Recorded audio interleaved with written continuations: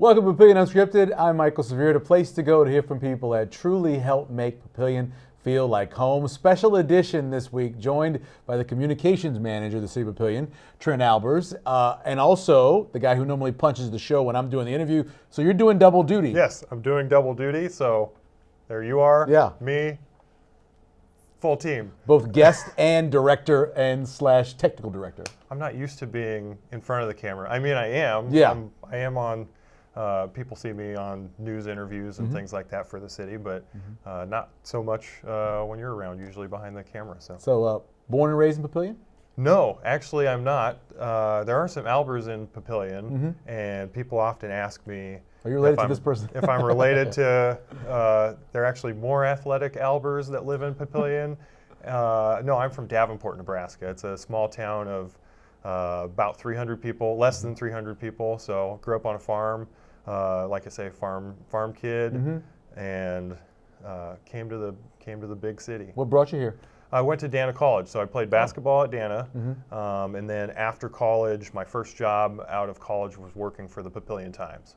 If you were going to compare one player from basketball history to the way Trent Albers played basketball, who would that player be? Well, I would say I tried to emulate Dirk Nowitzki. Okay. But I'm shorter than that. I'm about 6'4". Yeah. Which, when you're in small town Davenport, Nebraska, that's really tall.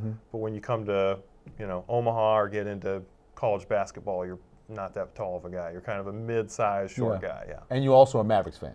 I'm a huge Dallas Mavericks fan. Because of Dirk? Yes. Okay. Actually, I was a big Michael Jordan fan. Pretty much everybody. Yeah. I grew up going to my grandma's house to watch Bulls games because she had NBC. We didn't have NBC. Oh, wow. Then ABC started broadcasting NBA games, and the first game that was on was Michael Jordan and the Wizards versus the Dallas Mavericks. Wow. And the Dallas Mavericks with Steve Nash and Dirk Nowitzki just blew away the Wizards, and I was like, ooh, wow, I like this guy. team. Yep. Yeah, so anyway. So your first job kind of in the business was the Papillion Times? Yeah, the Papillion Times was my first job. I actually interned for Tom Becca at KFAB and also Tom Stanton, who is now working in Lincoln, and realized there really weren't any radio jobs at the time for beginners, and so found an opening at the Papillion Times. My first beat was actually La Vista and Springfield. Right. So it's kind of nice to have that background knowledge of our neighboring communities. And then got promoted to editor for the Times, covered Papillion and the whole area. Went off to work in private PR for a while, and then this job came open. And honestly, there was a couple years before this job came open, was having a conversation with somebody, and they're like, well, what would your ideal dream job be? And I had said, well, communications director for the City of Papillion. Wow. That's a job I would love. Like, it's a great community. There's a ton of things going on. And when this job came open, it all fell into place. I couldn't be happier. Yeah, it really is kind of a mixture of jobs. You mentioned working in PR before, right? And so it's a little bit of that. It's obviously a little bit of marketing as well. And then on the other side of it is you have to almost be a guy who can bring everybody together for different things, because you have to go and say, I need information about this. I need from the finance person. I need somebody from this department, public works. You have to kind of bring everybody together a little bit. Yeah, it's a nice job with a lot of dimensions to it, as far as there's a lot of learning. You're learning every day. Yeah. Every day is different. And what I like about the City of Papillion is there's so many different departments, and there's things in public safety, police, fire, public works that we're trying to raise awareness for. Then there's fun stuff in parks and recreation that really break it up, and we get to do some fun videos and fun communication highlighting those things. One of the things the mayor talks about a lot, and even when I was getting interviewed, he loves the idea of being out front with the community, right? Getting the information out. That's kind of what the channel is designed to do? Correct. And that's what we as a communications department, I think our overall goal is that we want the residents to, know as much about the city as they can. We want them to know about our services so that they take advantage of every service that their taxpayer dollars pay for. We want them to know about all the events and opportunities we provide, and then we want them to understand the city government so that when we have something that comes on city council that they don't understand, well, back that up. We want something when it comes on city council that they do understand because we've given that background knowledge, or then we take that opportunity to explain it to them in a way they can get it. We want to be transparent, obviously, Correct. in government. And you mentioned that city council airs on Papillion Vision. You also can watch it on YouTube. There are a lot of people that just can't make it out on a Tuesday night at 7 o'clock. This gives everybody a chance to see what's going on. Yeah, absolutely. Our city council meetings are every First and third? Yeah, first and third of the month, but on Papillion Vision, Yep. like you say, you can watch it on YouTube. You can watch it every day. You can watch the most recent meeting at noon and 7 p.m.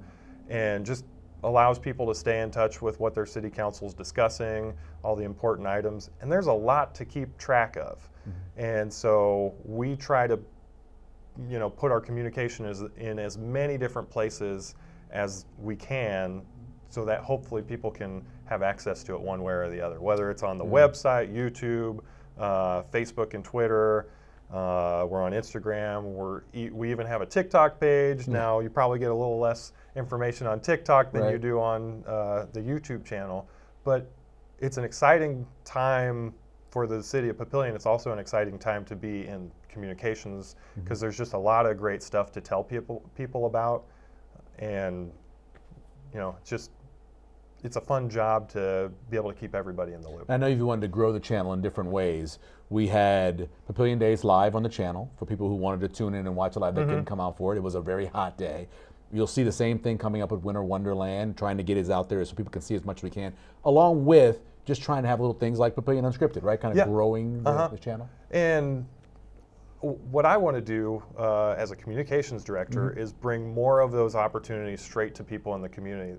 There might be people who are homebound, they might be in assisted living facilities, and I want to use the tools that we have to bring, like you say, Papillion Days, Winter Wonderland, to them in such a way that they feel like part of the community. That, just like our tagline is, that even if they're homebound or in an assisted living facility, Papillion still feels like home to them. A little bit about you. So you have 2 kids. 2 kids, right? yep. Married with 2 kids, and you are all about mountain biking, and you are is an expert drone pilot, or what's your level of ranking when it comes to drones? So I would say expert from a photography, videography level. Okay. But I'm not. I'm a rookie when it comes to the FPV stuff. That's the flying part of it? We just got an FPV drone, which is more of like the racing style drone, to do some really neat shots that we already put a video out about Veterans Park, some shots that you can't get with a normal drone, and that's an area that, like you say, I'm a rookie. If somebody comes up to me on the street and they're like, "Hey Trent, you got to come to our drone race this weekend," I will watch. Right. I will not be flying the drone because I would be crashing that style of drone. But Yeah. we were one of the first government entities, probably of anywhere, to really adopt drones early. We were doing, I want to say we started doing drone photography and drone video in about 2016. And then after a couple of years, it's really taken off, and now everybody's using that. But I want to say the first year or two, there were just a lot of things where we showcased aerial views, and it was just a different perspective on Papillion that people really loved. We talk a lot about the growth of the city, both population and business-wise, home-wise. We have a chance to be able to show that, and at the same time, show some of the little things that are happening, right? What are some of the things that you appreciate as someone who lives in Papillion, raising kids in Papillion, that maybe we don't necessarily, maybe you want us to highlight more? That's a tough question because I feel... That we hit everything? I feel like we try to. We don't do enough stuff on the mountain bike trails. Yeah, exactly. More mountain bike trails. I think that there's been a lot of things that you've done this year where I've been learning things that I was surprised I didn't know. And some of the interviews that you've done with, especially these Papillion UnScripteds, with some different people within the community and City Hall, we've had a chance to take more of an in-depth look and a more of a personal approach to some of those people. That's been really, really educational for me. But yeah, I've been here for a little over 10 years, let's see, I've been here more like 15 years. When And did you so- start at Sumter? We didn't mention that. Oh, yeah. You started off as a part-time employee at Sumter. Yeah, so while I was working at the Papillion Times and for a couple of years while I was in the private PR sector, I worked at Sumter Amphitheater. That was my first city job, and Sumter is an amazing facility, and Doug over there and the staff there are extremely committed to putting on great events, having great experiences out there, and that was really, like I say, that was my first perspective inside the city. It's neat to have that perspective combined with my, like you say, my reporter perspective from knowing how things are in some of the different communities. Just when we're in our jobs from a communication standpoint, we understand, okay, what are things that our part-timers need to know about the city? What are ways that we can better connect with some of our neighbors and put out messaging that brings us together rather than separates us. Yeah, one of the things I would, if you were asking me that question, I think the amount of places to go eat and things to do are a lot more than just what people think. There are a lot of people that say, all we have is a bunch of banks and dental offices, but just going on, we have had more ribbon cuttings this year. I went back and looked in the last 7. This is the most ribbon cuttings we've ever had because new businesses are opening, new restaurants. We have a lot here in Papillion that you don't have to go outside like maybe you used to have to go. Well, I think that we probably had this conversation early on that talking about people, your colleagues in the media that were surprised that how much you've had to cover out there. There's a lot going on. That there's always something new happening that, something that I often say to people is if you're looking for a place where things are really happening, it's like in the state of Nebraska, if it's not Omaha and it's not Lincoln, it's often Papillion. There's so much happening here from, like you say, storm chasers, development. Development is springing up like crazy, like you say, Union Omaha. Parks, we've got 4 recreation areas and just a ton of, Papillion Landing, just a ton of recreational opportunities, a lot of great family opportunities. And then you and I were getting into the visitor's guide. Check out the visitor's guide. Michael was helping me put together the visitor's guide for the website, and the amount of local restaurants where, we've heard for many years, we need more local restaurants, And once you start going through the list, now we have it's incredible. Yeah. So let's turn it around for a second because you haven't been. You're No, always the interviewer. Right. Yeah. So I'll take the opportunity to switch it around on you. So tell me about your background for a second. So you're a New Orleans guy. Kind of. So I was actually born in Los Angeles, California. And I was out there for only about 2 weeks. And the woman who I call my mother, who adopted me, came out there, and she had never been on a plane. She had never gone to Los Angeles, anywhere. And she went all the way out there by herself. She got this little baby, brought me back to New Orleans, where I lived for about 3 years. And then my dad actually took me up to Pennsylvania, New York area. So I lived in the Bronx. I lived all over Pennsylvania, did that. He passed away right before I was 11. I moved back to New Orleans and then did high school there and joined the military and went to college and worked in Albuquerque, Monroe, Louisiana, and Huge Saints fan, yeah. Because matter of fact, when I was a little kid and I was living up north, my mom would write me these letters because obviously we didn't have email. And in the letters, she would always tell me what happened with the Saints because you couldn't, unless they were on Monday Night Football's halftime, you never saw them. And so she'd write me these letters about what happened with the Saints, and that's how I kept track of them for a number of years. But so huge Saints fan. What brought you to Omaha? My wife actually, we were dating. We were living in Albuquerque, and her mother got ill, and so she came back here to help take care of her mom. And then her mom passed away that May, and then just so happens I was in Albuquerque in the break room, and there was a posting for a job in Omaha. And I was like, well, I should apply. We were thinking about not necessarily continuing our relationship because we were just dating.